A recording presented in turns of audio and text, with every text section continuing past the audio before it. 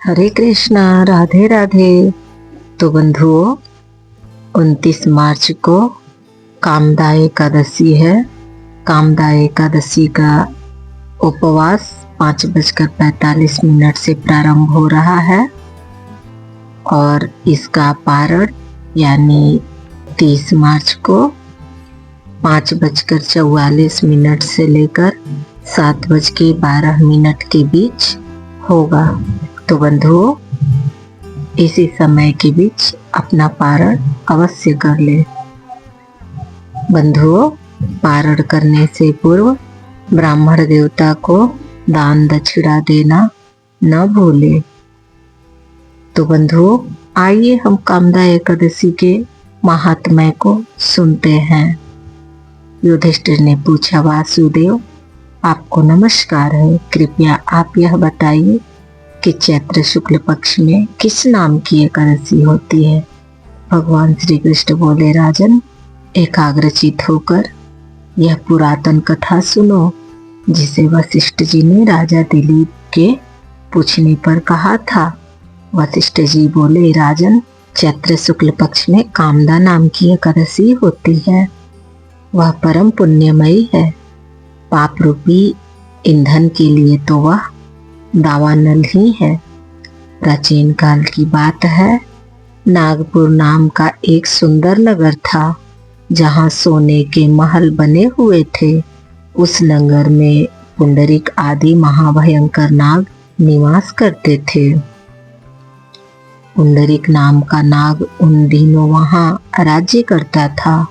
गंधर्व, किन्नर और अप्सराएं भी उस नगरी का सेवन करती थी। वहाँ एक श्रेष्ठ अप्सरा थी जिसका नाम ललिता था।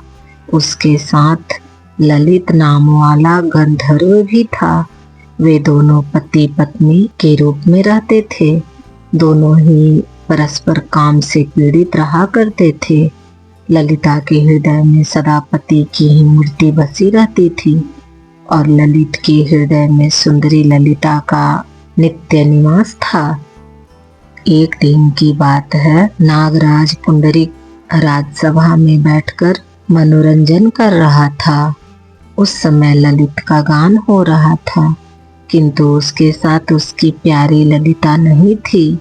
गाते गाते उसे ललिता का स्मरण हो आया, अतः उसके पैरों की गति रुक गई और जीभ लड़खड़ाने लगे।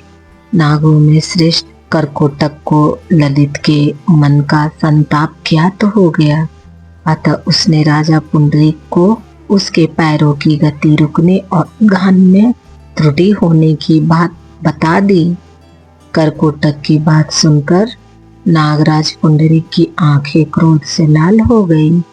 उसने गाते हुए कामातुर ललित को शाप दिया, दुर्बुद्धे, तू मेरे सामने गान करते समय भी पत्नी के वशीभूत हो गया, इसलिए राक्षस हो जा।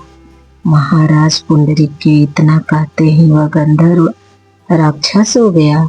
भयंकर मुख, विकराल आंखें और देखने मात्र से भय उपजाने वाला रूप, ऐसा राक्षस होकर वह कर्म का फल भोगने लगा। ललिता अपने पति की विकराल आकृति देख मन ही मन बहुत चिंतित हुई। भारी दुख से वह कष्ट पाने लगी। सोचने लगी, क्या करूं, कहाँ जाऊं, मेरे पति पाप से कष्ट पा रहे हैं। वह रोती हुई घने जंगलों में पति के पीछे पीछे घूमने लगी। वन में उसे एक सुंदर आश्रम दिखाई दिया, जहाँ एक मुनि शांत बैठे हुए थे। किसी भी प्राणी के साथ उनका वैर विरोध नहीं था। ललिता शीघ्रता के साथ वहां गई और मुनि को प्रणाम करके उनके सामने खड़ी हुई। मुनि बड़े दयालु थे। उस दुखिनी को देखकर वे इस प्रकार बोले, सुबह, तुम कौन हो, कहाँ से यहाँ आई हो, मेरे सामने सच सच बताओ। ललिता ने कहा, महामुनि, वीरधनवा नाम वाले एक गंधर्व है। मैं उन महात्मा की पुत्री हूँ। मेरा नाम ललिता है। मेरे स्वामी अपने पाप दोष के कारण राक्षस हो गए हैं। उनकी वह अवस्था देखकर मुझे चैन नहीं है। ब्राह्मण, इस समय मेरा जो कर्तव्य हो वह बताइए विप्रवर। जिस पुण्य के द्वारा मेरे पति राक्षस भाव से छुटकारा पा जाए उसका उपदेश कीजिए। ऋषि बोले, भद्रे, इस समय चैत्र मास के शुक्ल पक्ष की कामदा नामक एकादशी तिथि है, जो सब पापों को हरने वाली और उत्तम है। तुम उसी का विधि पूर्वक व्रत करो और इस व्रत का जो पुण्य हो उसे अपने स्वामी को दे डालो। पुण्य देने पर क्षण भर में ही उसके साप का दोष दूर हो जाएगा। राजन, मुनि का यह वचन सुनकर ललिता को बड़ा हर्ष हुआ। उसने एकादशी को उपवास करके द्वादशी के दिन वो उन ब्रह्मर्षि के समीप ही भगवान वासुदेव के समक्ष अपने पति के उद्धार के लिए यह वचन कहा, मैंने जो यह कामदा एकादशी का उपवास व्रत किया है उसके पुण्य के प्रभाव से मेरे पति का राक्षस भाव दूर हो जाए। वशिष्ठ जी कहते हैं, ललिता के इतना कहने ही उसी क्षण ललित का पाप दूर हो गया। उसने दिव्य देह धारण कर लिया, राक्षस भाव चला गया और पुनः गंधर्वत्व की प्राप्ति हुई। नृपश्रेष्ठ, वे दोनों ही कामना के प्रभाव से अपने ही अपेक्षा भी अधिक सुंदर रूप धारण करके विमान पर आरूढ़ होकर अत्यंत शोभा पाने लगे। यह जानकर इस एकादशी के व्रत का यत्न पूर्वक पालन करना चाहिए। मैंने लोगों के हित के लिए तुम्हारे सामने इस व्रत का वर्णन किया है। कामदा एकादशी ब्रह्महत्या आदि पापों तथा पिशाचत्व आदि दोषों का नाश करने वाली है। राजन, इसके पढ़ने और सुनने से वाजपेयी यज्ञ का फल मिलता है।